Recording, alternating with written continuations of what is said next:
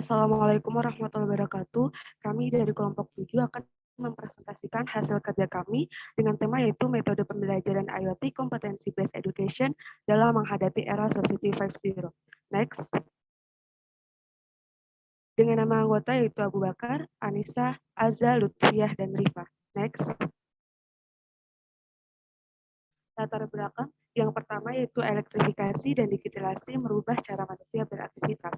Pada zaman modern ini, manusia semakin tak bisa terpisahkan dari teknologi dalam melakukan kegiatan sehari-hari. Kebutuhan akan teknologi ini semakin meningkat seiring berjalannya waktu. Akan tetapi, sumber daya teknologi terkadang tidak bisa menjawab 100% dari kebutuhan tersebut. Oleh karena itu, elektrifikasi dan digitalisasi merubah cara manusia beraktivitas. Lalu yang kedua yaitu Society 5.0 sebagai perkembangan dari revolusi industri, yang mana di mana konsep ini memungkinkan kita untuk menggunakan ilmu pengetahuan yang berbasis modern seperti IoT. Lalu yang ketiga yaitu kompetensi IoT berbasis pendidikan untuk menghadapi Society 5.0. Internet of Things adalah salah satu tren baru dalam dunia teknologi yang kemungkinan besar akan menjadi salah satu hal besar di masa depan.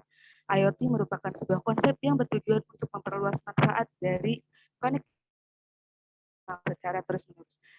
Selanjutnya, Nah, sebelum lanjut itu kita harus mengerti apa itu IoT. IoT merupakan kebalikan dari Internet of Things, yang mana merupakan sebuah konsep yang bertujuan untuk memperluas manfaat dari konektivitas internet yang tersambung secara terus-menerus.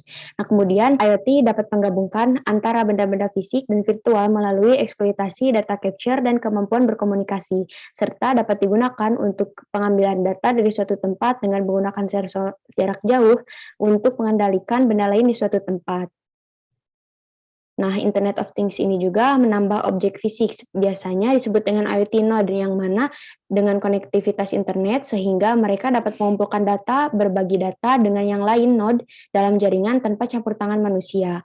Nah, untuk mengaktifkan yang aman dan andal, pertukaran data di antara node IoT, protokol komunikasi dan pesan yang berbeda telah dikembangkan seperti COAP, AMQP, MQTT, dan XMPP.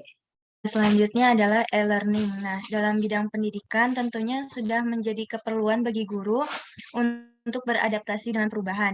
Karena itu sangat penting bagi mereka untuk mengubah pengetahuan dan keterampilan mereka beralih dari yang tradisional menjadi praktek inovatif yang didukung oleh sumber daya teknologi.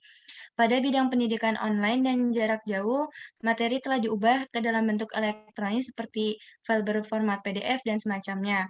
Metode seperti ini bisa kita sebut dengan e-learning. Selanjutnya. Bicara mengenai keterkaitan IoT dengan pendidikan, kita pasti ingat dengan yang namanya ICT.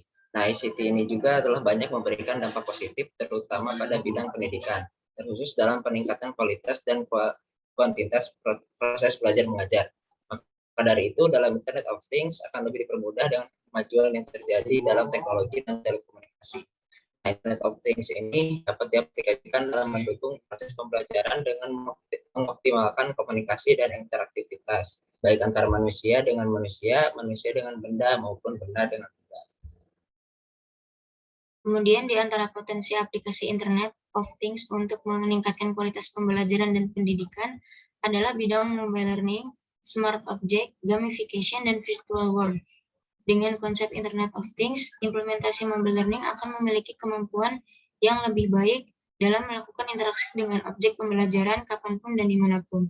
Kemudian begitu juga dengan konsep gamification dan virtual world-based learning akan lebih hidup dan nyata sehingga proses pembelajaran juga akan bisa lebih efektif, menantang, dan menyenangkan bagi siswa. Kemudian dengan potensi dan kemampuan tersebut, konsep dan gagasan Internet of Things sudah mulai diterapkan dalam dunia pendidikan. Salah satu di antaranya adalah mengintegrasikan pembelajaran bahasa Inggris secara interaktif dengan sensor suara dan visual untuk melatih pronunciation dari siswa itu sendiri.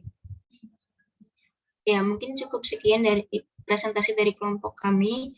Kemudian dilampirkan list rujukan dari jurnal dan artikel yang kita pakai untuk menjadi referensi untuk artikel ini. Mungkin cukup sekian dari kelompok kami. Wassalamualaikum warahmatullahi wabarakatuh.